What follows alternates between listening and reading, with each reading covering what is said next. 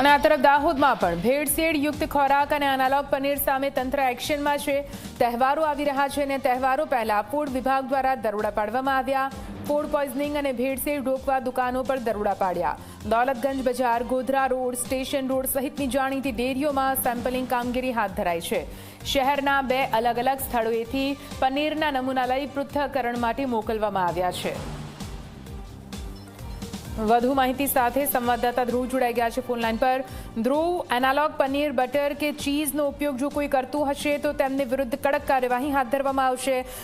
અત્યારે આરોગ્ય વિભાગની એક બાદ એક ટીમ દાહોદમાં પણ દરોડા પાડી રહી છે। શું કંઈ સામે આવી રહ્યું છે ધ્રુવ?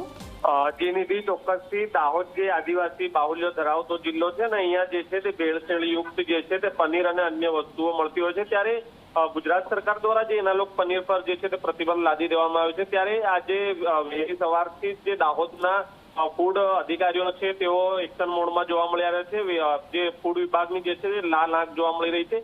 કારણ કે હવે તહેવારો આવી રહ્યા છે, તહેવારોને લઈને જે આ મિલાવટી પનીર કે અન્ય કોઈ વસ્તુઓ જે ભેળસેળ કરીને જે વેપારીઓ અન્ય લોકોને પીરોશે ના, તેને લઈને અત્યારે દાહોદ જે છે તે ફૂડ વિભાગ જે છે તે સતર્ક જોવા મળી રહ્યું છે। જી નિધિ, બિલકુલથી આભાર પૂરી માહિતી માટે।